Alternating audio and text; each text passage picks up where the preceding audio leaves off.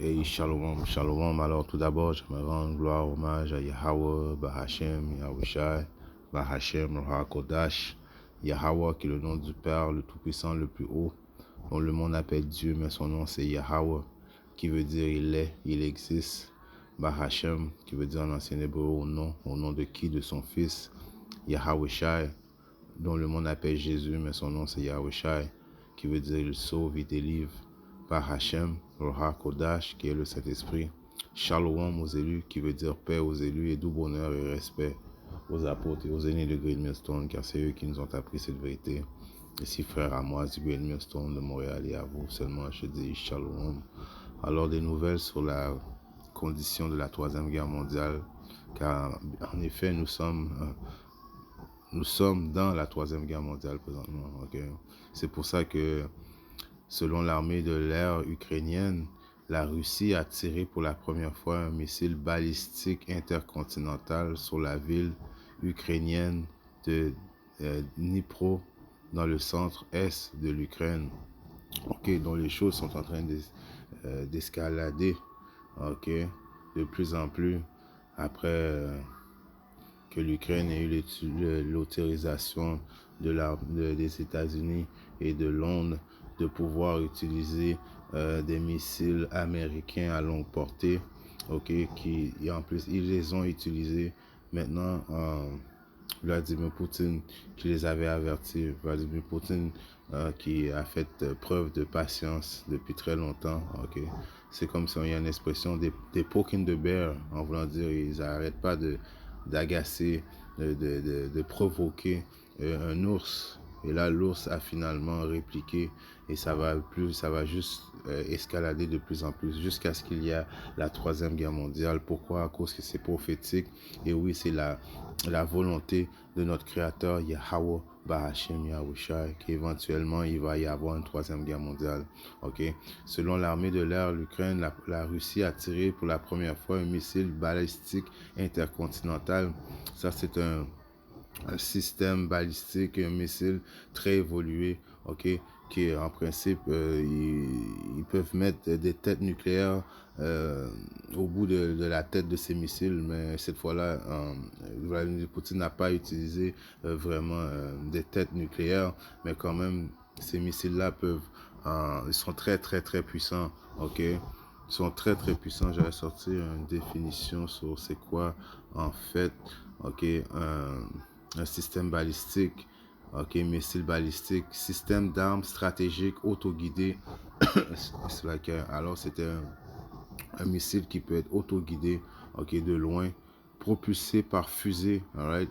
Alors c'est pour ça que ça peut se déplacer à une vitesse très extrêmement rapide, ok, parce que c'est propagé par un missile, par un fusée, ok, qui suit une trajectoire balistique pour délivrer une charge utile depuis son site de lancement jusqu'à un cible prédéterminé. Right. Les missiles balistiques peuvent transporter des explosifs puissants conventionnels ainsi que des munitions chimiques, biologiques ou nucléaires. Alors cette fois, Vladimir Poutine qui démontre encore une fois qu'il est armé. Ok, en plus il avait dit si vous utilisez des armements américains, ok, pour cibler la Russie, j'aurai pas le choix de protéger, ok, mes citoyens, et à mon tour je vais utiliser les armes, ok. Puis on sait que les Russes ont des armes très sophistiquées. Donc là, est-ce qu'il a utilisé une tête nucléaire? Non, il n'a pas utilisé une tête nucléaire, ok, mais il n'a pas utilisé des munitions chimiques, en voulant dire des têtes nucléaires. Mais il a utilisé quand même une affaire conventionnelle, right? Une arme qui peut faire des dégâts et puis qui peut aller vraiment loin, ok? Il est extrêmement difficile d'intercepter des missiles de trajectoire balistique, ok? Et ça a fait un dégât, ok, dans une des villes ukrainiennes, ok? Donc on voit que les choses sont en train de se faire, ok? Si on lit un article dans le Écho, guerre en Ukraine, Kiev accuse la Russie d'avoir tiré un missile intercontinental. Ok, là on vient de voir c'est quoi la définition, la capacité de ces missiles, ok, qui sont propagés par une fusée, ok, par une fusée très puissante. Je pense que ça peut atteindre une vitesse à peu près à 5000 km/h ou 5000 ou 500. Ouais, je suis pas trop sûr, mais ça va vraiment, vraiment, vraiment vite. Selon Kiev, Moscou a tiré contre l'Ukraine un missile balistique intercontinental violent, ainsi un tabou puisqu'il est impossible de savoir durant la phase de vol s'il est armé d'une ogive nucléaire ou pas. Alors pendant qu'il est en train de ce missile est en train d'atteindre sa trajectoire, tu peux pas vraiment voir si l'ogive est nucléaire ou pas. C'est juste quand que ça atteint son objectif, la cible, ok, que tu peux déterminer si c'est nucléaire ou pas, ok. Et si ça aurait été nucléaire jusqu'à maintenant, on l'aurait su. Donc ça n'a pas été une ogive nucléaire, ok. Un tel tir serait un événement extrêmement grave s'il était avéré, a estimé jeudi le porte-parole du ministère français des Affaires étrangères. Et on sait que c'est planifié depuis une couple de jours. C'est pour ça qu'il y avait une rumeur que Poutine et son armée, les top généraux, ils avaient été se réfugier, ils avaient quitté Moscou pour aller se réfugier dans les montagnes russes, dans les bunkers, à cause qu'ils se préparent, ok, à d'autres escalades de la Troisième Guerre mondiale, ok.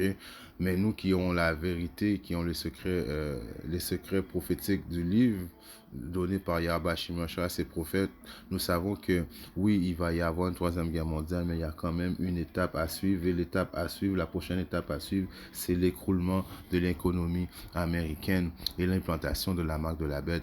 Ok, mais malgré ça,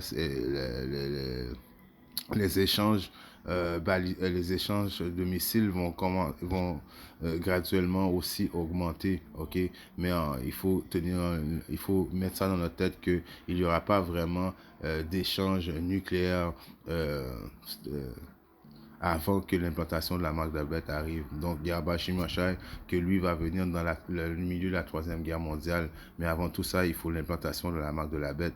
Mais quand même, nous sommes dans une période de guerre pour le moment. Right? Pour la première fois dans l'histoire, un missile balistique intercontinental, en l'occurrence russe, aurait été utilisé dans un conflit. Du moins, Kiev a-t-il accusé Moscou jeudi matin d'avoir tiré un missile ACBM, missile balistique intercontinental, contre son territoire. Okay. Il s'agit d'un type d'arme conçu initialement pour porter les têtes nucléaires et une portée supérieure à 5500 km. Vous avez vu, à 5500 km. Alors c'est vraiment super rapide. Ok, j'avais dit 500 tout à l'heure, là on vient de voir que c'est 5500 km, ce qui en rendrait jusqu'ici une situation taboue car le pays visé ne dispose d'aucun moyen de savoir s'il transporte une charge conventionnelle comme c'était le cas jeudi ou nucléaire ayant les packs. Ok, donc l'Ukraine ne peut pas vraiment savoir et même l'Ukraine n'a pas vraiment la technologie présentement. Est-ce que les États-Unis et les autres et ses associés vont éventuellement lui donner une possibilité d'intercepter ces missiles envoyés par l'armée russe? On ne sait pas, on va voir. Mais une chose qui est claire, c'est que nous sommes dans la Troisième Guerre mondiale. Alright? Pendant que le monde présentement pense à qu'est-ce qu'ils vont faire à Noël, qu'est-ce qu'ils vont faire à Noël, qu'est-ce qu'ils vont faire dans la période de Thanksgiving aux États-Unis. Ok, le monde continue à vivre leur vie comme si rien n'était et ils prennent pas conseil de qu'est-ce que les optimistes élus disent constamment. On fait des vidéos, on vous avertit, on vous fait part du danger, on fait notre job, ok, mais le monde reste quand même, ils sont comme blinded. Ok, ils restent aveuglés par les affaires charnelles de ce monde. Qu'est-ce qui se passe avec Didi? Est-ce que le combat de Mike Tyson et Jake Paul était comme si arrangé? Toutes ces choses-là, des choses charnelles de ce monde. Pendant ce temps-là, la destruction va arriver sur eux tout d'un coup. Et là, ils vont se poser des questions. Ils vont dire, mais comment ça, on n'a pas eu le temps de comprendre? Comment ça, tout ça arrive en même temps? Et ça arrive, ok? Parce que qu'est-ce qui se passe? il vous donne des distractions, il vous donne, c'est comme que je dis, P. Diddy, il vous donne Mike Tyson, il vous donne John Jones, des affaires qui ont même pas rapport, il vous donne, est-ce que LeBron James va jouer avec son fils cette année, ok, est-ce que LeBron James est meilleur que Michael Jordan, des affaires que le monde sont plus portés, ils portent attention, des affaires qui ont vraiment par rapport pendant ce temps-là, la troisième guerre mondiale est déjà débutée, ok, donc ceux qui ne surveillent pas vont se faire prendre, ok? Ils vont se faire prendre tout d'un coup. Et là, ils vont se poser des questions, mais il va être déjà trop tard, ok? Dans le livre de...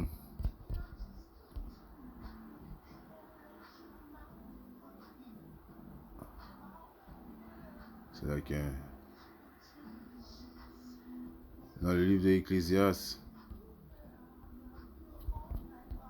c'est là que... Dans le livre de Ecclésiaste 3,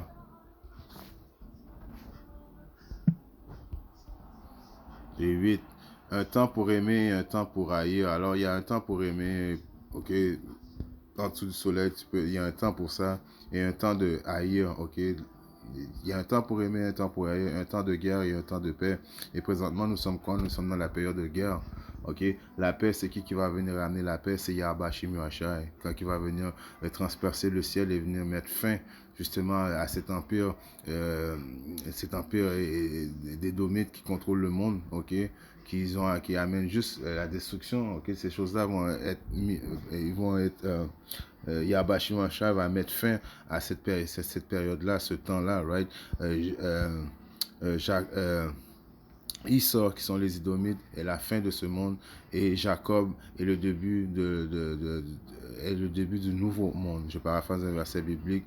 Et Esau, qui sont les représentations des Idomites, et Jacob sont les Israélites. Ok, le prochain royaume qui va être instauré sur terre, ça va être un royaume israélite. Ok, commençant par Yahusha et puis son peuple, les soi-disant dit négro-latino, les soi-disant dit amérindiens. Ok, mais le royaume de l'immortalité qui va être instauré sur terre va commencer uniquement avec les élus. Ok, et Abashimashai vient sauver ses élus, vient cette fois pour sauver ses élus. Les 2 tiers de notre nation vont devoir mourir et revenir dans le royaume, mais en cette fois-là, le royaume va commencer par Yahusha et ses élus, la maison de David. Ok, donc nous sommes dans une période de guerre, et la période de paix va venir très prochainement quand Yahweh Shimashai va mettre fin à ce royaume d'impies. Alright, donc on est dans cette période-là. Alright, période de guerre, c'est la volonté de Yahweh Shimashai. Alright. Isaïe 9 et 5, car chaque bataille de guerre du guerrier se fait dans un bruit confus. Ça, c'est avant, c'était, right, il y avait du corps à corps dans les batailles, right, si on regarde même dans les films, dans le temps des Romains, c'est dans le temps du roi David, ok, c'était des épées, right, c'était des chevals, c'est du corps à corps, mais là, ça se passera pas comme ça, et les vêtements sont roulés dans le sang, mais ceci sera un embrassement et alimentera le feu. Ok, alors il va y avoir une escalade d'échanges de missiles constamment, right? Et les missiles sont propagés par quoi? Par le feu, jusqu'à ce que Yahbashim revienne. Ok, il va y avoir 200 millions de bombes nucléaires qui vont détruire les États-Unis. Yahbashim revient avec les véhicules célestes, right?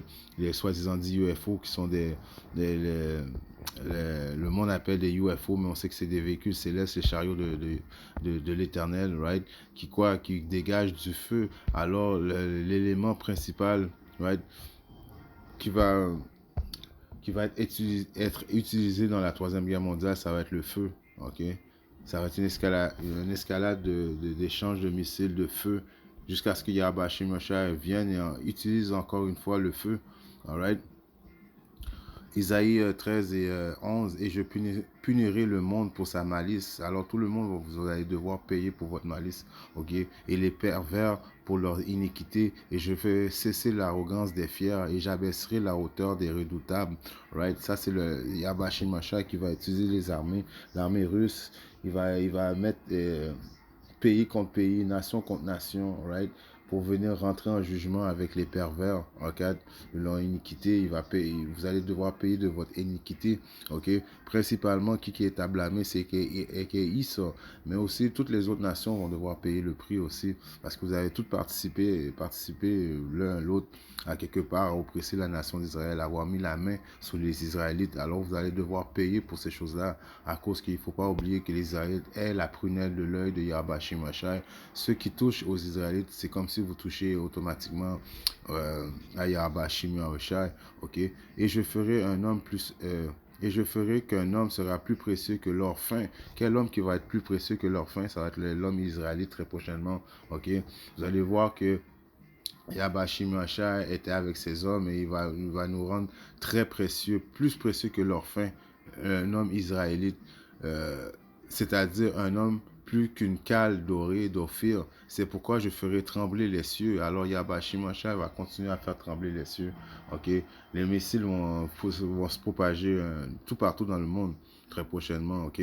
Et la terre se déplacera de sa place par la colère du Seigneur des armées et au jour de l'ardeur de sa colère. Alors Yahweh Shemashai est en train de faire justement les cieux, ok, trembler, et ça va juste escalader de plus en plus, ok? Yahweh Shemashai va venir pendant une période où les choses vont être tellement tête en bas dans le monde, ok? Il vient pas pendant une période de paix, le monde va être en guerre, ok, l'un l'autre, et c'est quand Yahweh Shemashai va venir, ils vont arrêter de faire la guerre un contre l'autre et ils vont essayer de faire la guerre avec Yabashi Machai. Et c'est dans cette période-là que Yabashi Machai va mettre fin au royaume des Édomites. Okay? C'est pour ça qu'il dit il avait des couronnes, plein de couronnes sur sa tête. Ça veut dire il va prendre toutes les puissances des royaumes de ce monde. Il va mettre ça en dessous de lui. Tout le monde va être obligé d'obéir. Tout le monde va ployer leurs genoux à Yahweh Shemashai quand il va revenir. Ok? En espérant que cette petite leçon sur la condition de la Troisième Guerre mondiale présentement a été édifiante. Et si Yahweh Shemashai le veut, je reviens très bientôt avec une autre leçon. Shalom.